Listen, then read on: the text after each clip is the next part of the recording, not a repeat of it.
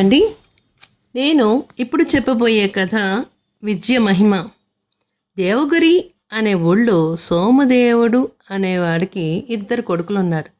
పెద్దవాడు ఏం చేసేవాడంటే పొలాలు చూసుకుంటూ చక్కగా వ్యవసాయం చేసుకుంటూ ఇంటి దగ్గరే ఉండిపోయాడు. రెండో వాడికి పొలం మీద ధ్యాస లేదు. అతను ఎప్పుడూ కూడా చదువు బాగా చదువుకోవాలని, ఎంతో విద్య నేర్చుకోవాలని ఆయనకి కుతూహలంగా ఉండేది. తండ్రిని అడిగాడు. ఆ రెండో వాడి పేరు జయదేవుడు అనమాట. చాలా చక్కగాని చదువుకుంటాను నాన్నగారు అనేసరికి తండ్రి సరే వెళ్ళమన్నాడు. ఆయన మంచి గురువు కోసం తిరిగి దేశ సంచారం చేస్తూ బయలుదేరాడు. జయదేవుడు తిండి లేకుండా, సరైన నిద్ర లేకుండా చాలా కాలం ప్రయాణం చేసి చివరికి ఒక గ్రామంలో హరిశర్మ అనే ఆయన ఇంటి దగ్గర కళ్ళు తిరిగి పడిపోయేసరికి హరిశర్మ జయదేవుడిని ఇంటి లోపల తీసుకెళ్ళి తాగడానికి నీళ్ళిచ్చి, స్నానం చేయించి, భోజనం పెట్టి అతడు ఆ విషయం అంతా తెలుసుకున్నాడు. జయదేవుడికి విద్యాభిలాష్ అంటే చాలా ఇష్టమని, అతని ఇల్లు వదిలిపెట్టి వచ్చేసాడని, మంచి గురువు కోసం తిరుగుతున్నాడని విని హరిశర్మ చాలా సంతోషపడ్డాడు.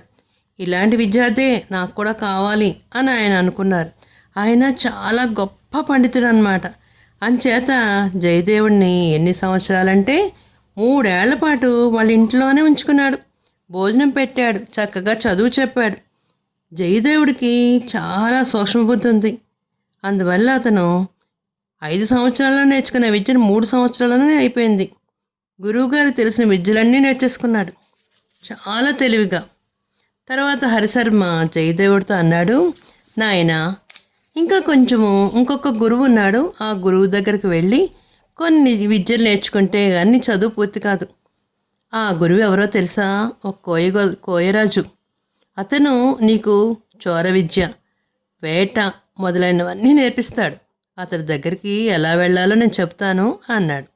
హరిశర్మ చెప్పిన మార్గంగానే బయలుదేరి జయదేవుడు కోయిదర రాజు దగ్గరికి వచ్చాడు.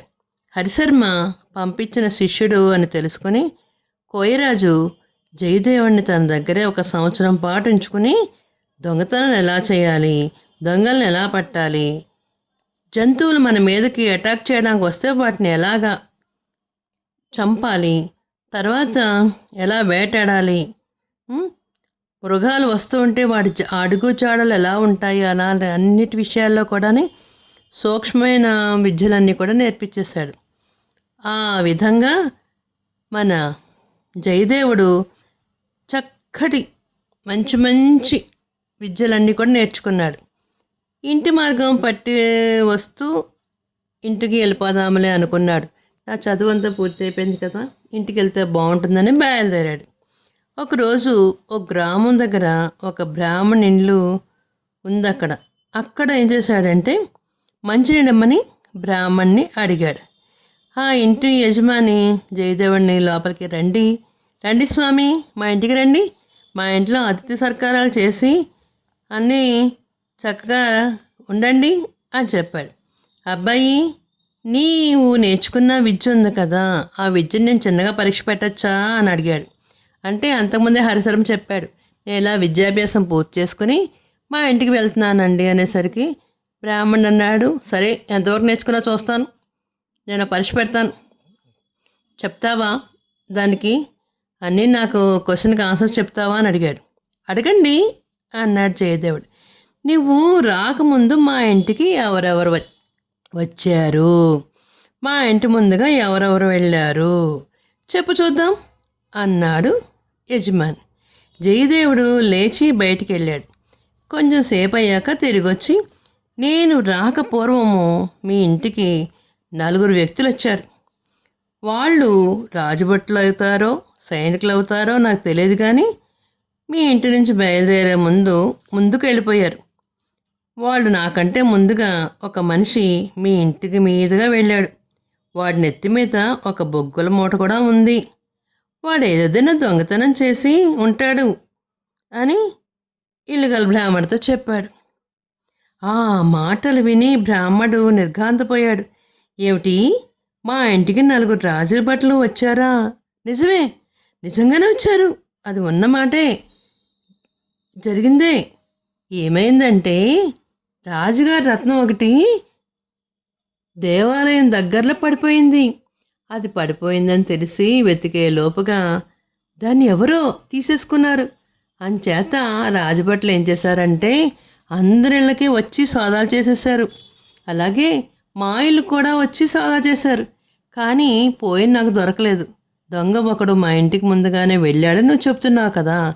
పోయిన నగ తిరిగి సంపాదిస్తే దొంగను రాజుగారికి పెట్టిస్తే నీకు గొప్ప బహుమానం దొరుకుతుంది అని జయదేవుడితో చెప్పాడు. జయదేవుడు బ్రాహ్మణుడితో మళ్ళీ వస్తానని చెప్పి బయలుదేరి ఆ దారి మీదనే దృష్టించి అడుగులు ఎక్కడ పడ్డాయో, పూర్వము ఒకప్పుడు మట్టి నేలలో ఉండేవి కదా, మట్టి నేలలో అడుగుజాడలు పడతాయి. ఆ అడుగుజాడలను చూసుకుంటూ ఒక ఇంటికి వెళ్ళాడు. అక్కడ కంసాలి ఇల్లుంది. జయదేవుడు లోపలికి వెళ్ళి కంసాలతో, బంగారం ధర ఎలా ఉంది, ఏం చేస్తున్నారు, కొత్త నగలు ఏమైనా తయారు చేస్తున్నారా అని కాసేపు కంసాలతో మాట్లాడి సెలవు తీసుకున్నాడు. మనము ఎవరింటికైనా వెళ్ళినప్పుడు మనం ఎవరు ఏంటి అని అనకుండా కంసాల దగ్గరికి వెళ్తే ఏం చెప్పాలి, నాకు చెవు రింగులు చేయిస్తారా, అది దాని బంగారం రేట్ ఎంత ఉంది, దానికి ఎంత ఖర్చు అవుతుంది, తరుగు ఎంత, మజూరు ఎంత అని అడిగేసేసి అలా అడుగుతాం కదా. అలాగే మన జయదేవుడు కొన్ని ప్రశ్నలు వేసేసి, అంటే ఎవరో కొత్త వ్యక్తి ఎందుకు వచ్చాడు అనే అనుమానం రాకుండా అలా చేశాడనమాట. చేసిన తర్వాత మళ్ళీ బ్రాహ్మణ దగ్గర తిరిగి వచ్చాడు. దొంగను పట్టిస్తాను, రాజభట్లను పిలిపించండి అన్నాడు. బ్రాహ్మడు రాజభట్లను కబురు పంపి జయదేవుడితో, అయితే నాయనా ఇదంతా నువ్వు ఎలా కనుక్కోగలిగావు అని అడిగారు. సైనికులు యుద్ధ విద్య నేర్చిన భటులు నడిచేటప్పుడు వాళ్ళు బారు తీరి నడుస్తారు, పాదాలు రెండూ ఒకే ఊతంగా వేస్తారు. అంచేత అడుగుజాలను బట్టి 4 మనుషులు మీ ఇంటికి వచ్చారు అని చెప్పాను. వాళ్ళు సైనికులైనా అయ్యుండొచ్చు, లేదంటే రాజభటులైనా అయి ఉంటారు అనుకున్నాను. వాళ్ళు మీ ఇల్లు దాటి ముందుకు పోవడం కూడా ఆ అడుగుజాడలు కనిపించాయి అన్నాడు జయదేవుడు. బ్రాహ్మణుడు ఆశ్చర్యపోయాడు. మరి దొంగ జాడ ఎలా తెలిసింది అన్నాడు బ్రాహ్మణుడు అడిగాడు. దొంగ నడివీధిలో నడవడు, ఒక పక్కగా నడుస్తాడు. ఈ దొంగ నెత్తిన బొగ్గుల మూట ఉంది. వాడు అడుగు వేసినప్పుడు అల్లా కొంచెం కొంచెం మసి రాలింది. వాడు బొగ్గులు తీసుకుని తిన్నగా నడిచిపోక మధ్య మధ్యలో వెనక్కి తిరిగి చూస్తున్నట్టుగా అడుగులు గుర్తులు పట్టి తెలుస్తుంది. తను ఎవరన్నా వెంబడిస్తారేమోనని వాడు అలా చూసుంటాడు. అందుచేత వాడేదో దొంగతనం చేసి ఉంటాడని ఊహించాను. అదీకాక రాజభట్ల అడుగుల జాడల కన్నా దొంగవి పెద్దగా కొత్తగా చెరిగిపోయినాయి. అంచేత వాడు ఇటుగా వెళ్ళి 1-2 గడియలు ఎక్కువ కాలం అయిపోయింది అని చెప్పాడనమాట. దేవుడు బ్రాహ్మణుతో ఇలా అంటున్నాడు, మీరు వేసిన ప్రశ్నలకి నేను ఎలా సమాధానం చెప్పగలిగాను, ఎందుకంటే ఆ దొంగ వెళ్ళిపోయిన అడుగులు కొంచెము తగ్గినాయి, అంటే ఆనమాలకు పెద్దగా కనిపించట్లేదు అని అన్నాడు. రాజభట్లకి కబురు పంపారు కదా, వీళ్ళిద్దరూ ఇలా మాట్లాడుతుండగానే భట్లిద్దరూ వచ్చేసారు. జయదేవుడు వాళ్ళని కంసాలింటికి తీసుకువెళ్ళాడు. ఆ ఇల్లు రాజభటులు అంతకుముందు సోదా చేసిన ఇల్లే. వాళ్ళు వచ్చారు, ఇల్లు సోదా చేశారు, పెట్టాబేడ అన్నీ వెతికారు. కానీ కంసాలి ఎక్కడన్నా దాచాడో ఏం తూర్చాడో ఎవరికీ తెలియలేదు. ఆ సంగతి జయదేవుడికి తెలుసు. ఏంటంటే ఒకప్పుడు వాళ్ళు కంసాలు ఏం చేస్తారంటే ఒక చిన్న గొయ్యిలోని చిన్న చిన్న వస్తువుల్ని దాచేస్తుంటారనమాట. అలాగా కంసాలు ఏం చేశాడు, చిన్న గొయ్యిలో దాచేశాడు. అయితే మరి అక్కడ వాళ్ళకి ఏమీ దొరకలేదు. అప్పుడు ఏం చెప్పాడంటే జయదేవుడు, కంసాల ఇంట్లో కంత ఉంది, ఆ కంతలో రాణిగారి రత్నం ఉంది, తీసి ఇవ్వండి అని చెప్పి బయటికి తీశాడు. కంసాలి నేరం ఒప్పేసుకున్నాడు. రాజుగారి రత్నం కింద పడడం నేనే చూశాను, దాన్ని తీసుకున్నాను.